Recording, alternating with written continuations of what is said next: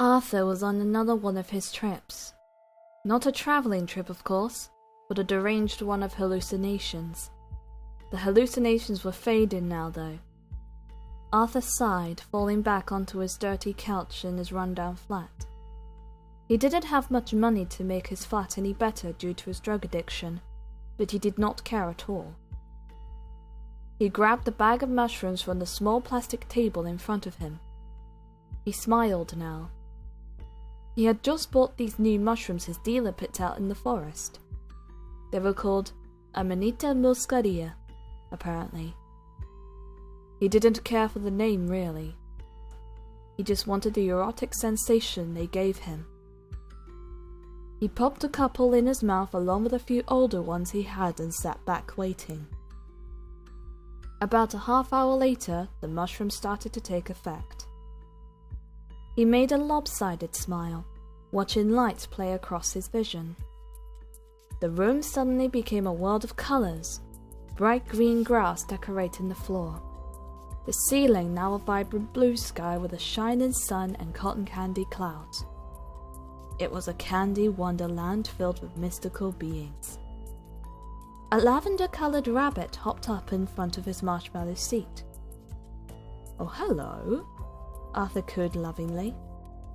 The rabbit made a giant leap onto his head, nuzzling into his hair. Arthur giggled, reaching a hand up to pet its soft fur.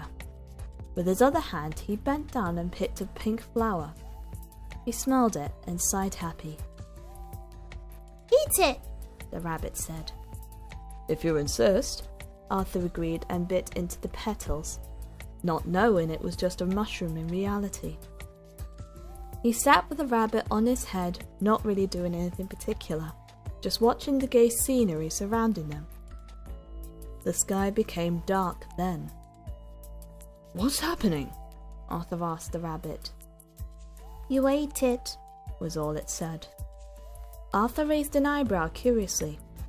He pulled the rabbit from his head, holding it in his hands. "Oh well, I'll protect you," he said as dark clouds blotched the sky. The candy houses around them were becoming distorted into bleak, darkly coloured buildings. The vibrant grass quickly became flames in a one swift ripple. Arthur yelped, bringing his feet up onto his marshmallow seat. He looked back to the rabbit. Its fur became a sickly gold colour and its eyes black pools of nothingness. "What's happening?" he whimpered, his heart rate doubling in fear and panic. The rabbit seemed to scowl at him. It bit into his hand furiously and he screamed, dropping it into the fire. The rabbit exploded into a giant flame and it grew into the shape of a man. The fire was gone, and in its place was a man in a gas mask, red suit, and held a large flamethrower. He laughed insanely, aiming it at the brick. Arthur screamed again, running into the flaming grass and away from the man who had lit the marshmallow seat on fire instead of Arthur. He kept running, dodging the deranged monsters his hallucinogenic friends had become. What was once a unicorn stabbed its decaying horn at him, jabbing its side painfully. He tripped, falling face first into the flaming grass. He tried to scream, but nothing came out. He heard the laughter of the masked man behind him. He desperately tried to get to his feet. His body had spasms that left him bereft of control. He was crying now. The lavender rabbit was back. Arthur looked up at it tiredly.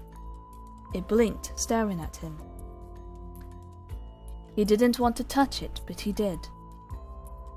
He stroked it with his bleeding hand from where it had bit him, its head nudging his hand. He hadn't even noticed the bloody pirate behind it coming for him. Meanwhile, in reality, Arthur had spasms on the floor, petting something unseen.